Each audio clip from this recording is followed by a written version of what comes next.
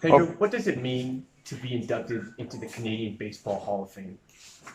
It's a huge honor, just like everywhere else. Cooperstown, I have this honor of being inducted here, as I have the one in Cooperstown, and also in Latin America. Uh, I'm extremely honored, and really, my heart is full of joy just to know that Canada wants to recognize me, even though the Expos don't exist anymore, and hopefully we'll get a team back in Montreal. Uh, I'm extremely grateful and humble to once again be recognized by Canada. I've always been very vocal about Canada and how great Montreal was, how much of a baseball city Montreal was, Toronto, how beautiful it is out here. But to now become part of Canada forever, knowing that Canada is recognizing my career, is recognizing what I have done in baseball, it's a huge honor. I'm extremely humble to it. Can you talk about the special relationship you have with the Expo fans? Well, they made me feel that way. They made me feel like family when I first got here, a little bit confused and wondering a little bit about what my future might bring. Felipe, without a doubt, was the biggest influence in everything I did and how my career developed. But as a matter of fact, the fans were the ones that really embraced the way I went about my business, the way I played baseball, and they made me feel comfortable right away. I mean, they supported it, so they really did. I don't think the fans in Montreal were treated fairly, to be honest. Now that I'm on the other side and I got to see how the other teams have been supported by their cities, I don't think Montreal really got a legit chance to have a team. They got I would say probably mistreated by baseball because we had a team that I thought in my little experience that I had a legit chance to win the World Series from Montreal, and that would have changed everything. And the strike happened on the '94 season, and we all fell short.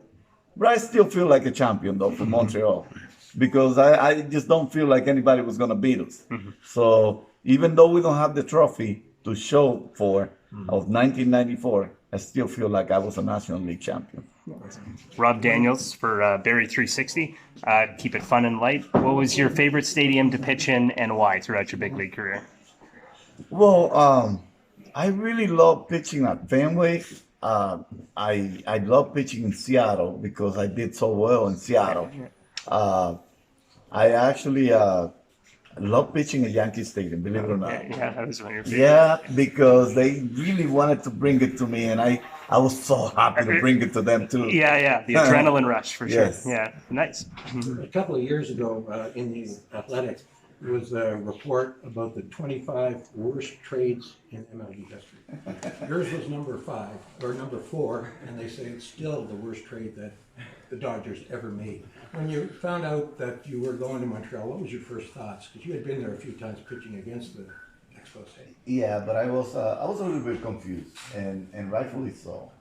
I had been in the minor leagues with the Dodgers, even though I wasn't treated as well as I would love to in the minor leagues by the Dodgers, and they didn't grant me the opportunity I needed, and I earned in the minor leagues.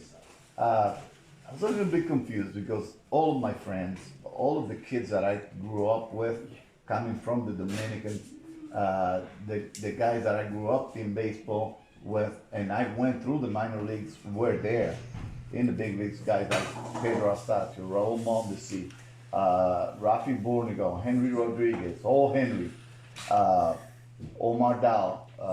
My brother Ramon was the biggest reason why I got confused because I did not want to leave my brother's side. And at that point, I was really young, and I was just getting my feet wet in the big leagues, and I didn't know what to expect. I've been to Montreal, but only to play baseball. I've never experienced the people. I have never experienced playing baseball in another city in a city that was going to be mostly French and little English, and I didn't know what to expect living by myself, not knowing how to handle myself off the field, and without a doubt, Felipe was the man that really made me feel comfortable right away. Felipe got a hold of me, introduced me to Montreal. Even though I have been here during the winter caravan, Felipe made sure that I knew that it wasn't anything like it during the summer as it was during the winter. And the fans here, the fan base, and the city of Montreal really right away made me feel comfortable and safe, which was one of the things that I was a little bit concerned. I didn't know if I was going to be on my own. My brother wasn't going to be by my side. I was a little bit intimidated. But once I got to Montreal, and I figured I can leave my car in my house and go take the subway. Oh, this is a safe city. I saw the policemen go around and never have a gun. Yeah. It was like, okay, I guess I can survive here. Yeah. Great food, beautiful city, a lot of fun, and a young man full of energy. You know that Philippe is also a member of the Hall of Fame here. Yes, I'm extremely proud to now once again be part of his team, and at the same time be his teammate for the first time. Be his teammate. Thank you. I know Felipe is really old, but I'm really thankful to be his teammate. Pedro, can I ask you, the Canadian Baseball Hall of Fame, another Canadian connection, your godson, playing for the Toronto Blue Jays. I just wondered, what similarities do you see in Junior's game to his father, and what are your thoughts on his season this year? I think his father was a little bit more raw when he first came up, understood probably a little bit less about how to handle himself, especially off the field. Vladdy has that little advantage. Vladdy Jr. has that little advantage on his father. When it comes to abilities, they're very similar, very similar.